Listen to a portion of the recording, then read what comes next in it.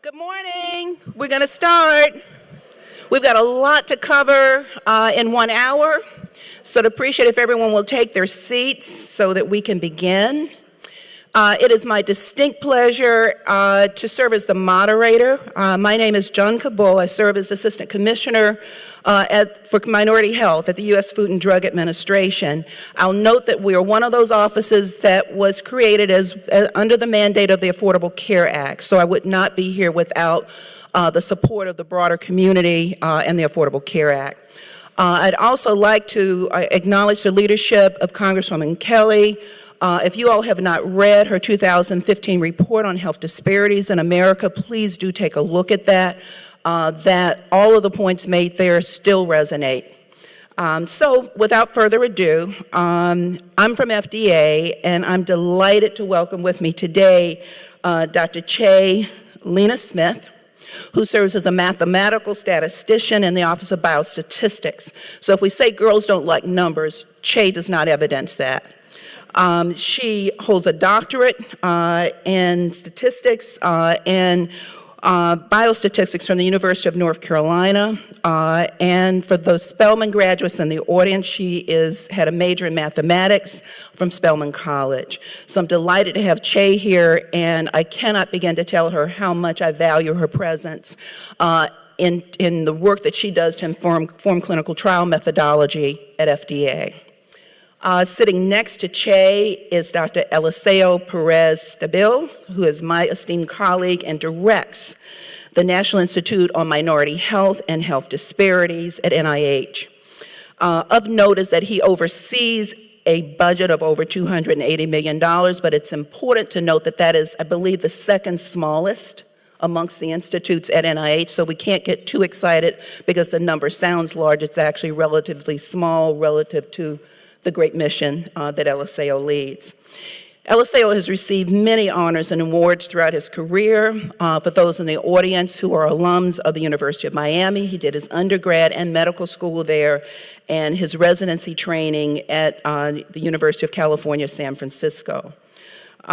His original career was in primary care internal medicine, and did an outstanding portfolio of research while at UCSF, and has brought so much to the work at NIH and NIMHD. Sitting next to Eliseo, we are so fortunate to have with us today Dr. Lisa Cooper, who is the Bloomberg Distinguished Professor in the Bloomberg School of Public Health at Johns Hopkins University. Lisa was the author of a landmark 1999 article in the Journal of the American Medical Association that found that minority patients perceived their physician's decision-making style as significantly less participatory. Now, what does that mean in terms of participatory? Not engaging with them than non-minorities. She has also established a direct link between the propensity, the tendency of physicians to involve patients in treatment decisions and the success of healthcare interventions in response to these findings. So we will hear more about her work. She is also, if memory serves me correctly, a MacArthur Fellow because of her work, and was honored in that capacity, which is just amazing. Next to Lisa is Dr. Carla Williams, who is Associate Professor of Medicine at Howard University and the Interim Director of the Howard University Cancer Center. Her research focuses on strategies for improving health-related behaviors, including tobacco use, cancer screening and early detection, and other cancer risk factors. She is also the co-lead at Howard on community engagement efforts for the Georgetown Howard University Center for Clinical and Translational Sciences. So without further ado, because we will have, I expect a lot of questions from the audience, I will now turn to our panel participants, beginning with Che for their remarks. Thank you so much, Dr. Bull, and thank you to the organizers of this summit for the opportunity to participate. I've been at the FDA for a little more than a year, and I just wanted to briefly describe my role there and how it fits in with the theme of this summit. So as Dr. Bull told you, I'm a numbers person. My background is in mathematics and statistics, and at the FDA, I'm in an office with more than 200 PhD and master's level biostatisticians, and we support review teams that evaluate and review drug applications that come in at the beginning of the drug development phase all the way up into the pre-market phase. So what that means is most companies will start with a question, and usually that question is, will this drug work to treat some disease or condition? With that question, they design an experiment, which we've been talking about today as a clinical trial. And in that trial, they collect data, they analyze it and interpret it, and then as the FDA, we take that information and we make a decision based off of it. So in this cycle, you can see lots of opportunities where a biostatistician could participate in giving advice to a company, in helping them to design the best experiment, to ask the right question, to collect the right data, to have the right participants, and to analyze and interpret that information correctly to make the best decision that will work for as many patients as possible. But also at each of these steps, it's really easy to make a mistake. So from the numbers perspective, you can always ask the wrong question. You can collect good data, you can have lots of people participate, you can analyze the data correctly and interpret it, but if you started with the wrong question, then all of that effort kind of went to waste. So we try to participate at every step of the process to make sure that there's a sound research question being asked, that the patient population that the company is looking for to participate in the trial is a group that is suited to answer that question. We want to make sure that the data have good quality so you can actually analyze it and interpret it. So one key message I want to give to you today as we talk about helping to increase the numbers of people participating in the trials, the participation is not enough. Because what we see sometimes is a trial can be very representative of lots of different populations, but if people don't remain in the study, then you don't have enough data to use to analyze and interpret and make a decision. So participation alone is not enough. A lot of people think that the FDA sponsors its own clinical trials, and this is not true. We regulate trials that others submit to us. We don't run clinical trials. So when people want to put the burden on us to increase the numbers of people enrolling, there are things that we do to encourage those who sponsor the trials to do so, but we ourselves don't run trials. So we offer guidance to companies, we make regulations, and we help to set policies that will help to increase the numbers. So we do what we can do on our end. And I wanted to point to two specific things that we're doing currently, and a lot of this has come from the support of Dr. Bull's office and others who are interested in eliminating health disparities. So the first is that Dr. Bull spearheaded an updated guidance for industry sponsors on collecting race and ethnicity data. So it gives more specific information to sponsors on standardized way to collect race and ethnicity data so that when we analyze it for one trial or across multiple trials for a specific disease, we have a very clear picture of who participated in the trial and whether or not we may see some kind of trend as to whether they benefited or not. The second thing is that the FDA publishes the drug trial snapshots that you heard about earlier. These are very easy to find. You can start with a Google search, or you can go to fda.gov and search for them. These snapshots give a transparent view of the breakdown in race, sex, and age of people who participated in trials leading to an approval of a drug. So you can look by disease, you can look by the year of approval, but you can only look at one drug at a time. And you can see how many women participated in the trial, how many African Americans, and how many people over the age of 65. So that's a very useful resource, I think, for this audience to kind of start to springboard the discussion of where are we participating well and where are we not represented. So finally, I just want to give you another key message that, we do what we can at the FDA, and we listen to patients, we listen to advocacy groups, we like to participate in events like this to talk and to also listen to what you all have to say and ask.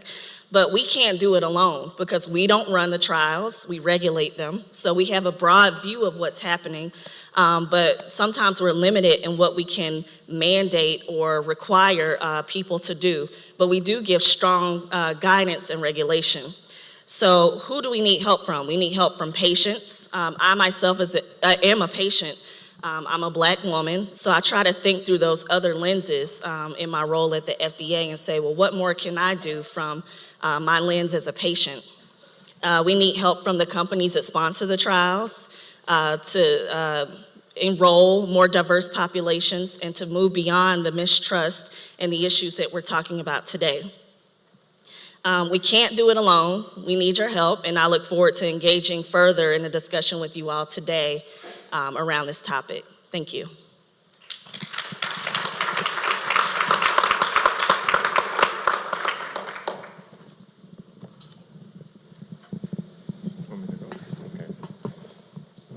So thank you. I want to make 4 big points to launch this. First, Tuskegee, just so we all know the history, was not a clinical trial. It was an observational study.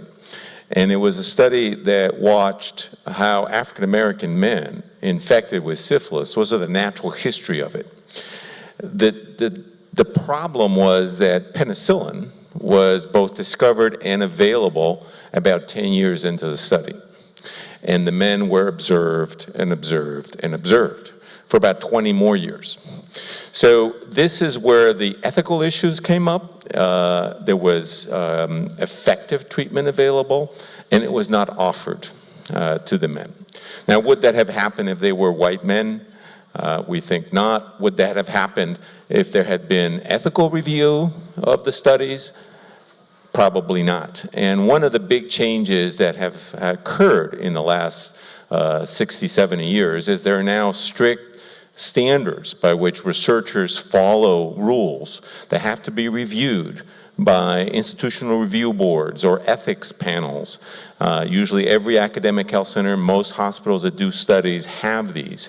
And there are advocates on these boards, not just scientists and administrators. So I think this is a big step in the right direction. This history of not providing justice to minority communities extends beyond the African American community. The Indians in Arizona, in Southwest United States, developed diabetes at a very high rate. And in studies of observation again, we watched how when they became sedentary because we took over their land so that there could be water for the development of communities in Arizona, these Indians, lacking their physical activity of their usual work, became obese, and a large proportion developed type 2 diabetes. And many studies were done on this population. So this kind of prior concerns have happened before, and we need to be on constant watch for this. So why do we need diverse participants in studies? And it's not just, so the emphasis is not just drug trials or behavioral trials, it's also large observational studies. These are studies where we follow people in a systematic way over time. And more, science is going to learn more from those kinds of studies as we move forward. Now, we can never answer a medication question like that, not usually, or some sort of intervention, but much can be learned from good data collection of large numbers, and this is so important. So we need diverse participants because it's social justice. It's 40% of the population.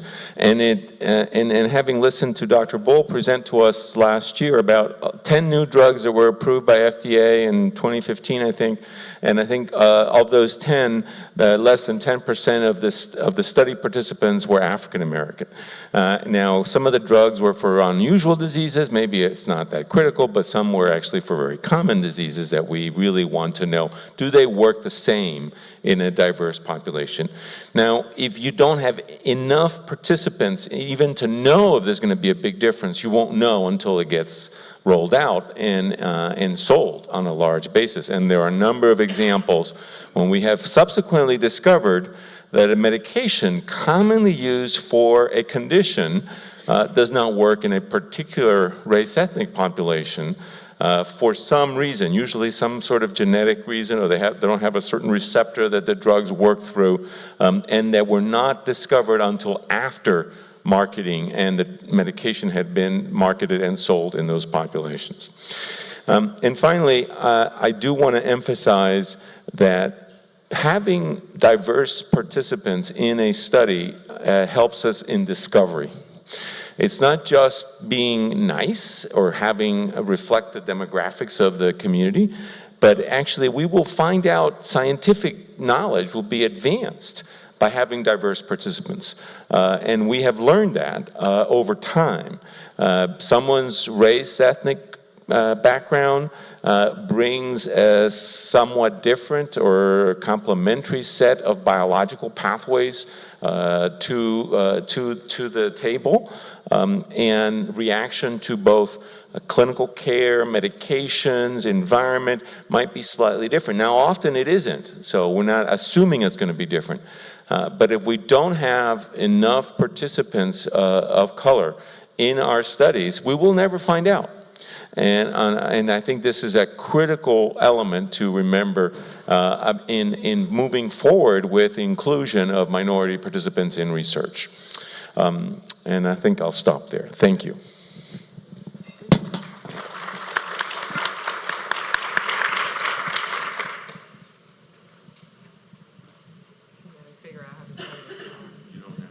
Oh, can everyone hear me? Good. I'm going to sit up because these chairs are designed for people who are much taller than I am. So first of all, I'd like to say how happy I am to be here and to talk with you today about this very important issue that's very close to my heart. Just to let you know what I'm doing at Johns Hopkins, and then a little bit more about how I got into this work. So Dr. Bull said that I'm a professor in the School of Public Health. I just actually want to clarify that I'm appointed in the School of Medicine and the School of Public Health. And so I'm a general internist, a primary care physician, and I'm also trained in epidemiology and in public health. And so basically what I do is primarily I spend my time doing research. I direct a research center that focuses on health equity. What we do is we conduct studies. We actually conduct mostly interventional studies now. We train the future generation of researchers, and then we partner with communities in order to make the research more relevant and responsive to the needs of communities, and to communicate the results of science to the people who actually stand to benefit from the results of that science. So, that's an important part of our work. In addition to engaging with communities, we also engage with policymakers.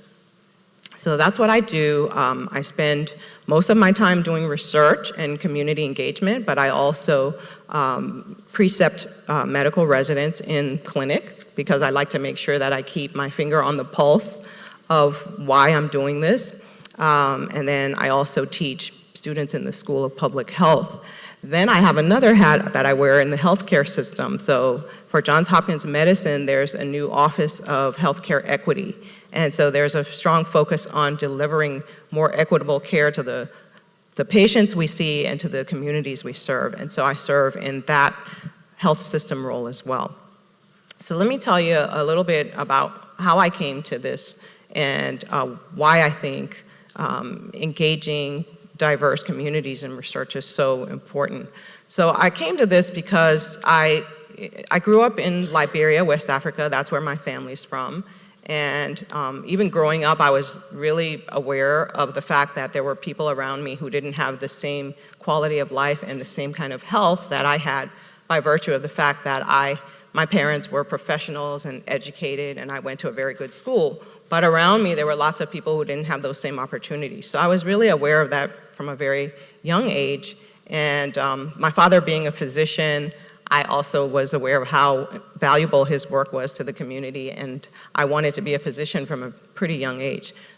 After having come to the United States to get my training, I went to UNC Chapel Hill, and for medical school. I came to Baltimore to do my residency training, and in seeing patients in Baltimore in the emergency room and in the primary care clinics, it really occurred to me that a lot of the struggles people had were very similar to what I had seen growing up. it wasn't so much that people didn't want to be healthy or didn't want to do what the doctors were telling them to do, but it was that there were so many other things getting in the way of them being able to do that. There were also problems that minorities and people who came from poor neighborhoods experienced when they were trying to get health care. People didn't always understand what issues they were struggling with. And so as a result, they got stereotyped. Sometimes they weren't offered treatments that they should have been offered. And so I saw that relationship piece between minority patients and health professionals as a critical piece in what was actually preventing people from getting what they needed. So I started out studying doctor-patient relationships across differences, and then, again, documenting things like the fact that minorities and people with less education weren't actually as involved in decisions about their treatment. And why did I decide to study it? Well, because I kept seeing these problems going on in my practice, and everyone sort of thought they were like these one-off things, or it was like one person's sort of personal opinion. But nobody was actually documenting how widespread this problem was. And I learned through going to Johns Hopkins and getting my training in epidemiology was that actually data and research is powerful, and that you can use that data to describe phenomena that are affecting people from different communities and different groups, and that you can actually use that information to change the way practice is delivered, to change policy, to change a lot of those things. And so even though I hadn't initially thought I was going to pursue a career in research, I thought I was going to practice clinical medicine and take care of people. One by one, I discovered that actually research is a powerful way to be a change agent. So that's how I got involved in doing that research. And initially it was just studying individual patient behaviors, attitudes, relationships between doctors and patients. But then I realized pretty quickly that, doctors and patients aren't in a vacuum. They're part of a larger system. They're part of a larger society. And a lot of these problems are much bigger than just that relationship. So that's when I moved beyond that and began engaging more with people from communities. So community residents, people who lead community-based organizations, public health officials, people from educational institutions, bringing all those folks into my work, establishing a community advisory board to inform all of the research. And so that's been a very gratifying experience. And I'm happy to talk more as we move further through the panel about what I think are particular best practices in this work, and where I think we still have a lot of work to do. So, thank you.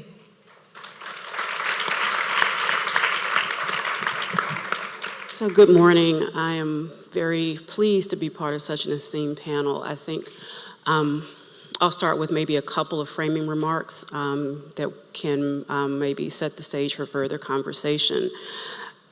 In kind of picking up on what my colleagues have shared, a thought that kind of frames the work that I do is the question about why does research matter?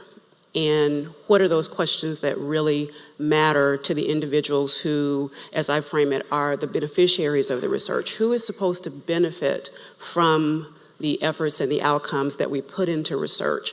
And so maybe I want to have a little bit of a disruptive conversation and kind of a disruptive vantage point around research, because we kind of think of science as this pure thing that just is for the betterment of mankind. But if we look at how science is done, if we look at how research is done, if we look at what the intended outcomes are of many avenues of research, for-profit and nonprofit, it really is a business model. There's competition there that we have to acknowledge, and sometimes that competition drives the shape and face of research in ways that don't do full justice to what we're trying to see come out in terms of improving health and healthcare. It doesn't mean that we're throwing the baby out with the bathwater, but I think that we have to acknowledge how our processes add to and maybe detract from some of the goals that we have. And so the reason I talk about what matters in research is who frames those questions? I think Shay began the conversation about, do you have a good research question? But what makes a good research question? Is the answer you're going to get something that's going to matter to you, to me, in a way that's going to have an impact that I can measure in my life? And so that's where this discussion around engagement of partners and stakeholders begins to take shape, because we have to understand more about what those questions are that really matter. And when I talk about research as a business, we have to look, and I think lately in several venues in the past month, I've had many conversations about looking at business models for research. And one thing that businesses do is look at what do their customers want. What do their customers need? What is going to sell? And of course, there's an economic driver of that. But I think when we apply that framework to research, we might get different answers, because we need to understand what really underlies the health outcomes that we're seeing, what really underlies the disparities that people experience, and are we willing to take the leap that it's going to require to truly address those? And the reason I say that my comments may be and should be somewhat disruptive is that many of you know that when we look at health, healthcare and health outcomes, that healthcare, the services that we provide, if we think of this whole enterprise as a pyramid, that the healthcare is at the very top. It's maybe 10% of why we're healthy. If you go down the pyramid, there are other factors, environmental factors, social factors, those social determinants of health. At the very base of that pyramid, the things that really drive our health are not necessarily the things that we are studying. And why is that? Because they're hard. How do we study the link between economic security and healthcare? There's a great leap that has to happen there, and the way that we do research doesn't lend itself well to studying those types of questions, because they're hard questions, they're convoluted questions. How do you find those pathways of interaction? It's not to say that people aren't doing them. I know that at the Institute for Minority Health Disparities, that this is the driving framework for the work that's being done. So I think we have to challenge ourselves to look at the question of what matters in research and how do we begin to connect those dots, because otherwise we'll dance around the top of the pyramid and we'll be able to make incremental changes. And I think, bringing discovery, bringing new products and treatments to market is extremely important for those who currently need better treatment strategies, better diagnostic tools, more effective and inexpensive ways to provide health care. I think all those things are important. However, we can't neglect and we can't pretend that the base of the pyramid isn't there, and that those drivers, the economic factors, the educational factors, the environmental factors, the social factors aren't working their way up the pyramid. So I just want to frame the conversation around the need to really look at how we ask communities and how we ask patients about the things that matter to them, and that we challenge ourselves to go a little bit deeper in terms of how we approach our research.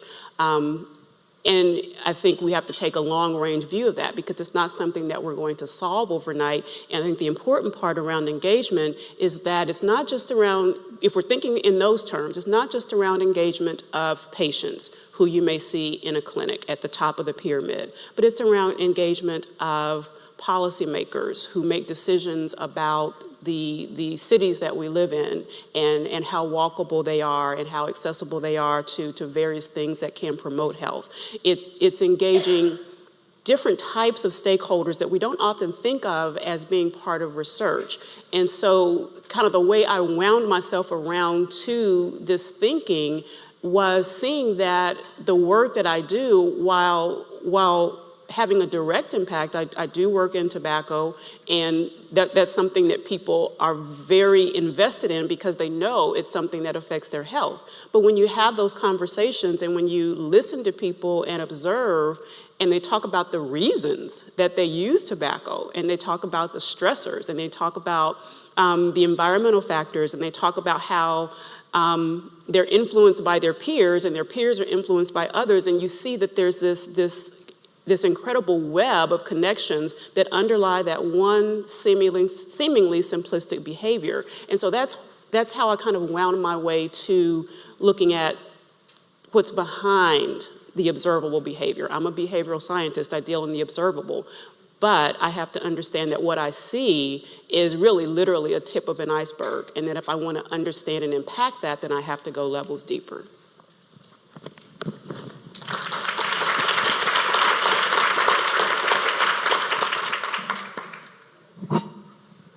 Thank you very much. We've heard some very insightful remarks from our panel, and just to kick off more dialogue amongst us for the next few minutes.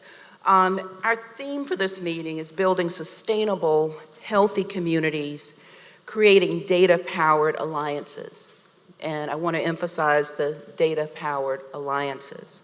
Our panel is focused on beyond Tuskegee, medical mistrust and moral obligation in the Black community. So I want to raise the question in terms of the issues of mistrust and research, and how, if we don't have people trusting in the system, they will not be providing the data. We will continue to perpetuate a cycle of a lack of information. And I'm oftentimes reminded, because at FDA, and anyone who has looked at the drug trial snapshot sites will see that for most applications, most new products that have been approved, we have a challenge, a deficiency in data that adequately represents the prevalence of the disease, the clinically relevant population, which is the language that we use in the guidance document that Che mentioned. We also, in that guidance document, asked that sponsors, commercial sponsors, and I think it's important to highlight that research is not always the same research. The research that NIH funds, there's an inclusion policy at NIH where they can mandate and oversee, because they control the purse strings with a lot more force than we can at FDA. The world of commercial development, the products that we are prescribed, was reference made earlier by Luther regarding the clinical trials that inform both products that are sold over the counter as well as prescription drug products. And those trials are largely driven by a much different enterprise than those that are done by NIH. There's some overlap, but it's a different enterprise, different drivers in that space. One of the challenges that we have been challenged by in FDA is that medical product development is a global enterprise, and that you can attribute as a major factor in the decrease of U.S. relevant minority populations in clinical trials to the fact that medical product development is a global enterprise. And because companies are looking at global sites, and data is coming from places outside of the United States. The last time this was systematically looked at, the data in the aggregate that our drug center was looking at was over 60%. It may even be higher. It may even be higher in some certain applications where all the data is coming from outside the United States. But I think we've got to have a conversation about what constitutes representation and adequate representation. I think there's also something that Carla has touched upon, and it's also, I think, relevant to Lisa's remarks in terms of community engagement, is how do we develop the infrastructure within the United States, infrastructure at historically Black colleges and universities to do research, the research that is done in an institution like Hopkins that's well situated to capture minority populations in the city of Baltimore. So I would like to open up for further conversation amongst us. Your thoughts on if our seminal issue here is around mistrust, how do we build trust? And I'll tee that off with a question that I was asked very early in the role that I currently serve in minority health. I spoke at a meeting and I had an African-American physician come up to me and he said, Jonca, what I want to know is, were patients like mine studied in these trials? I need to know that the information that's in the label is relevant to what I'm going to prescribe. I mean, what could be more grounding than that? And the reality is that oftentimes we don't have that kind of specificity in the data. We deal with generalizable data. We deal with average findings. And so to bring that specificity is really going to involve what some would call a game change, a systems change in how we go about clinical research. So I'll just sort of let that land there, and I will Che, any reflections from the standpoint of the FDA, and then Eliseo, I'd like to come to you to speak to some of the challenges around the inclusion policy at NIH and the work that you all are doing that actually has yielded impressive results. So, Che. Thank you for that question and jump off point. It made me think of two things. So the first, in my role as a statistician, is I'm always thinking about the data. And in this role at the FDA and the previous work that I've done, I've thought a lot about data literacy and how a lot of times, a lot of people don't like math because of some experience they had in an elementary classroom or middle school. But I'm a big advocate of data literacy. And what that means to me is knowing how to interpret information and knowing what kinds of claims you can make and knowing when you can't make a claim. So as Jonca was saying, you know, if you don't have a trial that's representative of a certain population, you may not be able to say, you know, this drug worked better or worse in this community. But what it does is it gives you better research questions to go forth. And as Dr. Pérez-Stable was saying earlier, it's all about science moving forward. And sometimes you see something that sparks your interest and you can't make a claim about it, but it helps to move the science forward because you ask a better question next time and you know what types of patients to look for. So I'm all about data literacy, and I try to advocate for it in many different ways, but where I see it happening the most, contributing to mistrust, is that people don't know how to interpret information. And so you may hear in the media or in some journal article or from some researchers, we all do it. Sometimes we just misinterpret information and it contributes to beliefs that we have and barriers to advancing.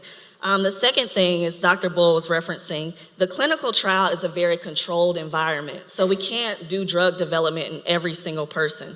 We're limited to a small population. And so we try to do as much as we can to control that science to make sure that we're confident in moving forward and generalizing to a larger audience. What we're discussing a lot at the FDA currently is the use of real-world data and real-world evidence, meaning getting data directly from patient populations and practices in an uncontrolled environment so that we can see if what we saw in the trial is really being replicated in the real world. And if not, what does that mean for how the trial was designed or the results that we saw? So those are two of the things that I think about when it comes to how sometimes this mistrust can get perpetuated. I will say if you could talk to us a bit about NIH's work around inclusion. Okay, so at NIH, every grant that we fund has to report, that studies human beings, has to report on their plan for recruitment. And there are two criteria that are required. One is gender, and the other is race ethnicity. This has been in place, I believe, since the early 90s. It is legislated, and the investigators report it. Now, I say that causing the investigators to report makes them reflect on, gee, is my sample going to be diverse? Am I getting participants from the community where I live? At least it has had that kind of impact. There's no requirement that they adhere to their proposed research targets, and there's no accountability built into the system. And now that we have better information systems and a better handle on this, I think we're hoping that going forward we'll see some change on these aspects. About 30% or so of human beings that are in NIH-funded studies in the last 5 years have been of one of the race ethnic minority groups. So we have made progress. But it is, I think, still a ways to go. And some studies, mind you, are exclusively of a race ethnic minority group, like the Jackson Heart Study or the study on Latinos, which are both exclusively of one particular ethnic group. But I also want to comment on this issue of trust.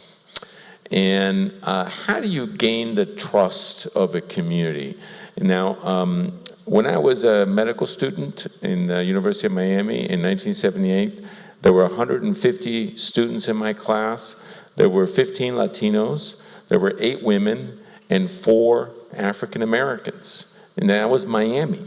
So it wasn't like a place where you didn't expect diversity or minorities to be there. We've come a long ways, but clearly an intervention that works, that we haven't embraced fully, is that if you train more diverse clinicians, if you train more diverse scientists, you're probably going to get more trust in our communities that are underrepresented. And when 40% of the US population is of a race ethnic minority group, and only, 15% of our clinicians are of a underrepresented race ethnic minority group, and among scientists it's even lower, then we have a ways to go. Now, that doesn't mean you can't gain trust if you're not of that same race ethnic group. But I think us as scientists or clinicians, we have to go into the community and we have to talk to people. And I think that people do respond to direct connection and seeing the physicians or the clinicians or the scientists in the community. And that's been certainly my experience both as a doctor, as a primary care physician, and as a clinician investigator working in Latino, African American, or Asian communities in the San Francisco Bay Area. And I think that this is an area that most of the time investigators are either not feel uncomfortable, don't feel like they have the skills, or are afraid or anxious about it, or they have other priorities. And I think this is an area that I think does help engender and build the trust that is so needed for this field to move forward. So. I wanted to add to this conversation because, again, this trust is sort of a fundamental component of relationships, and that's, one of the areas where I've actually, conducted a lot of my research, is actually trying to document, what it is that fosters trust, and particularly when there's concordance, which Eliseo was talking about, match between the patient and the provider, or between the research participant and the researchers. What is it that actually fosters trust in those relationships? And so there are some specific behaviors and principles that we need to think about and foster in our future clinicians and in our future researchers. So not only do we need to diversify that group, because that group with the diversity comes, more of a sensitivity to the issues affecting different communities and brings in different perspectives, but we also need to foster specific skills. And so the skills that we think about when we think about building trust, one of them is this ability to be respectful of diverse perspectives. So actually to listen to people, not just to go and tell people what you're doing, but also start out by listening and really acknowledging, whatever it is. There's been some historical experience that was negative. Listening empathically, being able to basically show empathy, build rapport, those kinds of skills. Partnership, so Dr. Bull talked about, one of the studies I did where we talked about participatory decision-making. That basically means you listen to people. You provide them with the options clearly, and then you allow them to tell you what's important to them and what they would like to do. You have to ask people, invite people into that conversation. And so doctors have to do that, researchers have to do that as well. So we're talking about partnership building, respect, knowing, again, so really getting familiar with your patient or with your community. Dr. Pérez-Stable talked about that, going out into the community, getting familiar with what the issues are, what the concerns are, getting to know people as people, and showing people who you are as an individual, explaining to them why it is you're doing this work. And so, on the other side of trust is trustworthiness, and this was mentioned in the first session. How do we become more trustworthy? We disclose we are transparent, so what we do is we disclose exactly what our motives are and what it is we're doing, right? We do it clearly, so we frame it in a way that people understand, and we use language that they understand. We do it we use accuracy. We present data that is accurate. So we do it in a way that people can understand it. We are clear and open with the information, and we do that in an authentic way. And in doing that, that's how we become more trustworthy, and then people then begin to trust us. And the final thing is that we stay in there for the long haul. We don't just do it for this one project or that one project or something that just came up. We commit that we are going to be there for the long haul and that we're going to work through those challenges of that relationship. Thank you. Carla, you spoke about the pyramid and the factors at the bottom of the pyramid. Just wondering, from your perspective at an HBCU, how does the trust issue factor in when you look at all of the social determinants, the environmental factors that are going to be impactful to access to care and trust and building trust and trustworthiness? Well, I think that the authenticity of the institution and the commitment and the lived mission, I think, speak a lot. It speaks volumes. And so at minority serving institutions, historically Black colleges and universities, typically our missions are around that service to our communities. And when that rings true, I think that it comes across that our motives are what we say they are, and we're committed to them. And we're committed to them with fewer resources. And I think that's an important thing to point out, is that when the resources are not so evenly distributed, that's when you get sort of imbalances in how we connect with and what we do with those resources to actually bring to bear the interests and the concerns of the community.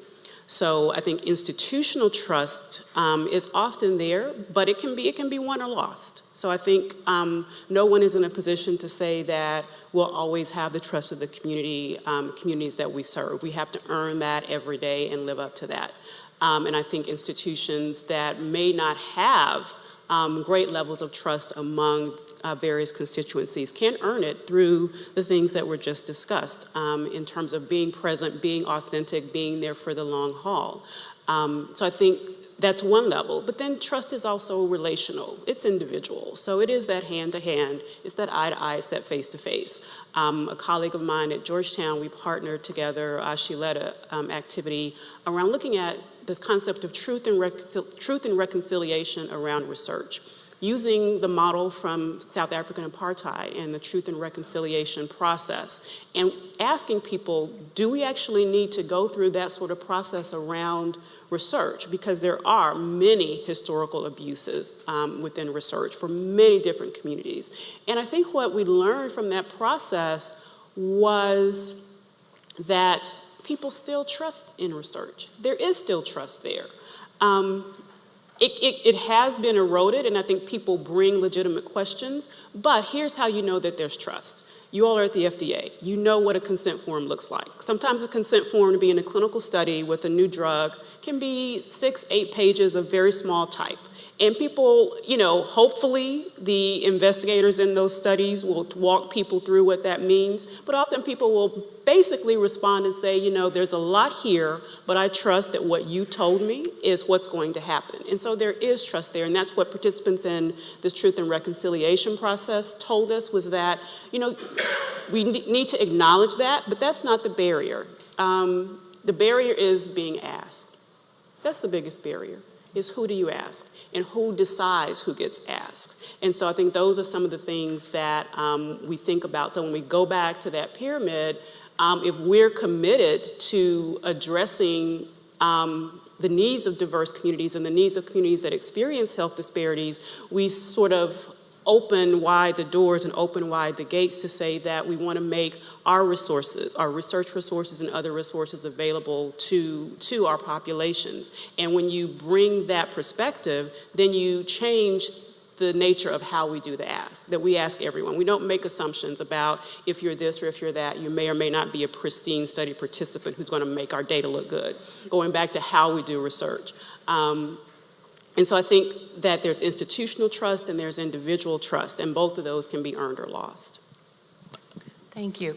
Well, we are down to the last 10 and a half minutes, and I would like to invite our members of the audience who may have questions to please begin to come up to the microphones. We are really excited to now have the opportunity to hear perspectives from the audience. So, Dr. Clark. Thank you. That was really a terrific panel and discussion. I guess my question is directed to Dr. Cooper, but everyone can respond. And it's directed to you as a physician, researcher, community leader, academic leader at Johns Hopkins. And the question really is, what do you think are the key takeaways from the Henrietta Lacks story, particularly in the context of how patients and research participants would like to be treated, and in fact, how we should treat them? So I think the takeaways are a lot of the things that I just told you about and what I've been, working on for the last 20 years since being at Johns Hopkins. It is the importance of listening, even when what you're hearing may not be the most comfortable thing for you to hear. So for example, when I got to Johns Hopkins and started doing research in the communities around Johns Hopkins, I kind of thought a little bit, well, I relate to people from this community. A lot of them look like people that I grew up with.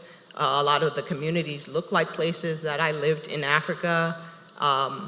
If I say I want to study these issues and I'm concerned about how African Americans are treated, people are going to want to do work with me. Well, I had to listen to a lot of experiences and perceptions that people had had in that community as a result of the Henrietta Lacks story and what they had heard about it, and also about other things that have happened in research where people of color and people from disadvantaged groups have not been treated well. And it was hard, because I was like, well, I wasn't here, 50 years ago or 60 years ago, but I definitely needed to listen to that pain and to that frustration and to that sense of fear that people were going to be taken advantage of, or that we were going to do a study and then they were never going to hear about the results of it.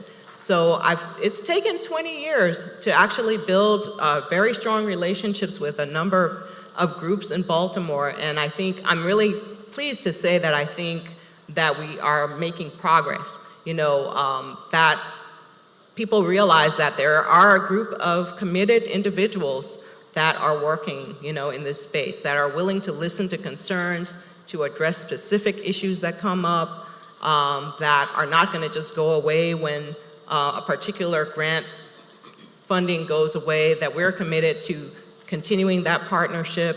We are not only going to take feedback from them and incorporate it into the research and then, publish results and go on about it. We're going to come back and tell them what we found. We are going to also give back to them.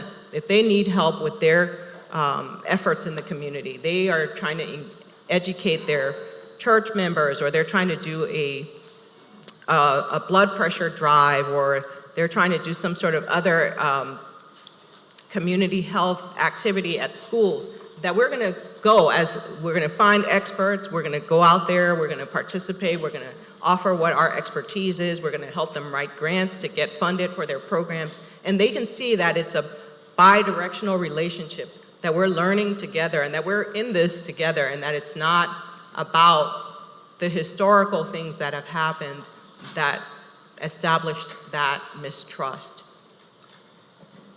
We'll go to this mic and then to the other next. So Hello, thank you again for the discussion. It's been really captivating. My name is Dr. Shana Duran. I'm an emergency physician and also health policy consultant. I work clinically at Howard University Hospital, and I've trained at very inner city, urban environments where patients often look like me, but the providers don't. And so I wanted to hear some comments from all of you, but specifically some of the clinicians, in terms of how you think, in your opinion, and also Dr. Williams, everyone really, and how, in your opinion, you think we can approach going back to the discussion about transparency. I often have patients, for example, a lot of African American, Hispanic patients have disease processes that are so malignant, getting, end-stage renal disease at age 20, being on dialysis in your teens, ridiculous, with only a past medical history of hypertension. When I try to approach them to get them involved in, research studies, clinical studies, a lot of times I find that the barrier includes a lot of miseducation, misinformation. How can you approach informing your patients on a level that they understand about the benefits of research? Sometimes you don't have the time or the resources to do so, but in your experience, having been involved in so many studies, how can you approach at a kind of very basic level, something that we can apply kind of to the recruitment of patients for these clinical studies? I can say something. So, having recently been a clinician, I can comment. I think that the first point is that everybody who is asked to be in a research study has questions. Everyone thinks, oh, you're going to treat me like a guinea pig. There is this fear about research. So that's pervasive. It's not unique to minorities or poor people or people of color. So we need to address that up front, be transparent and direct, say this is volunteer, this is to advance knowledge, and appeal to altruism of individuals. Most people don't volunteer for a clinical trial thinking of that. They mostly volunteer to see how it can help me. But ultimately, the motivator has to be some element of altruism and contributing to knowledge. Now, if you're going to take a drug or a placebo, that's one bar. But to be in a observational study, you don't often have to take those risks. Now, for minorities, the empirical evidence is not a whole lot to say what works and what doesn't. But I believe that a lot of face time, more personal connection with the researchers themselves or their very high-level proxies really makes a difference. And this sort of sustainable relationship that Dr. Cooper was outlining, so I'm not just here to do my study. I'm here because I'm going to be here. And we're going to work together. And in 3 years, you'll call me to come and do something, and I'll be there. And so this sustainable relationship, I think, is really a partnership, and it's really important. Yes. My name is Deanna Martin. I'm a doctorally prepared nurse, and I've done research in hair salons. And when I did it, I got a lot of pushback from clinicians, which was surprising to me. And I'm wondering, how can we get more buy-in to do research outside of the clinical area? I know you mentioned about clinicians being somewhat uncomfortable, but also accepting research done outside of the clinical areas as valid research and as important research. So I think your question and the question from the previous person raised an interesting issue, is that there are clinicians who are in practice who also don't understand research fully because they haven't been trained in research. So I think one of the things that we can do as a profession or as health professions is to make sure that we provide appropriate training in what research really is, so that people understand that there are different kinds of studies. And I think people who serve underserved communities do tend to have a better understanding of the fact that you're not going to get everyone involved in research if your project or your intervention is only based in a clinic. We know that there are large groups of people who don't come to the doctor that often. Where they go is to the hair salon, or they may be at a sports club or at church. And so we have to meet people where they are. And I think, educating clinicians about the fact that we're addressing health from a holistic perspective, that what they do in their clinic and their clinical care of patients is one small part of that bigger issue, that bigger struggle that that patient has, that person has to stay healthy, to interact with their family members, to do their job. It's about their whole life. It's not just about this disease. So the more we can get clinicians to think holistically about health and to acknowledge the fact that most of health does not occur in the doctor's office. It occurs all the rest of the time when people are at home, or they're at work, or they're with their friends at some social outing. Then they'll gain a better understanding of the importance of doing research in those settings. And then we just have to reassure people who do traditional science that we're using rigorous methods, okay? That we're not just, having one-off conversations with people and then calling it research. We're actually collecting the data in a systematic way. We're making sure that we are being representative. We are using validated measures. And if we get clinicians to better understand what research is and what the methods are, and that it can be applied in a variety of different settings, then I think they'll become stronger advocates for us. I regret that we have run out of time. We will be available for further questions. We'll be remaining, so if you could meet with us, I guess we'll just go over to the table where we convened at the beginning for those of us who are not under time pressures to leave. We thank you for your engagement. I want to give a special thanks to Mia Cage and Congresswoman Kelly's office and to our panel. May I ask a question? Do you have cards that we could just write our questions on? Okay. I believe there's some on the And just tables, or give if them you, to you? Yes. certainly.